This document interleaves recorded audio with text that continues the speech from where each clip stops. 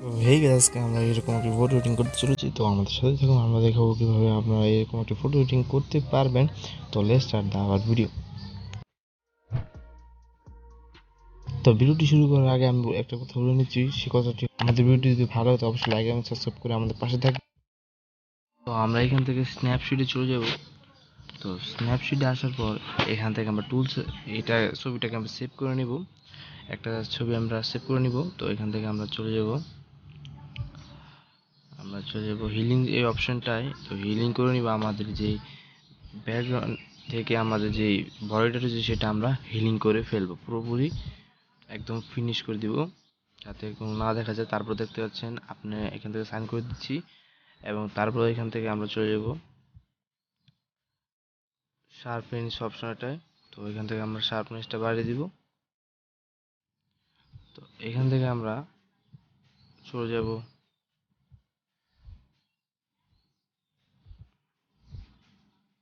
তো এগুলো আমরা বাড়িয়ে দিব, বাড়িয়ে কমিয়ে নিব। ওকে, তো বাড়িয়ে কমানোর পর আমরা জাস্ট এখান থেকে ঠিক মতো বাড়িয়ে কমিয়ে নেবেন আপনারা আপনাদের ছবি মতো। তো এখান থেকে আমরা নিয়ে নিচ্ছি। আপনারা ভিডিওতে দেখতে পাচ্ছেন আমি কিন্তু কন্ট্রাস্ট এবং ব্রাইটনেস একদম পারফেক্ট রাখতেছি, আর আপনারা রাখবেন। আবার একটু কার্ভে চলে গেলাম। কার্ভে চলে যাওয়ার পর RGB লাইটটাকে একটু হালকা একটু নাড়াচাড়া করে দিব এবং লাইটটাকে অ্যাডজাস্ট করে নেব। তো এখান থেকে আমি এটাকে হালকা একটু অ্যাডজাস্ট করছি। তো এখান থেকে নিচে নামিয়ে দিবেন। নিচে নামিয়ে দেওয়ার তারপর এখান থেকে এটাকেও একটু মানে দেখবেন, মানে একটু এক্সপেরিমেন্ট করবেন আপনাদের ছবিতে, যাতে আপনাদের ব্যাকগ্রাউন্ডটা ভালো রকম দেখা যায়। তো এখান থেকে আমার এটা করা শেষ। আপনারা দেখতে পাচ্ছেন আমি কিন্তু এখানে ভালো রকম কার্ভের কাজটা কিন্তু আপনারা সব সঠিকভাবে করবেন, ঠিক আছে? তো এখান থেকে দেখতে পাচ্ছেন আমি কিন্তু এটাকে হালকা উপরে উঠিয়ে দিচ্ছি এবং গ্রিনটাকে এবং সবগুলো দেখতে পাচ্ছেন আমি এক এক করে দেখাচ্ছি। তো এখান থেকে সাইন করে দেবো। দেখতে পাচ্ছেন আফটার বিফোর।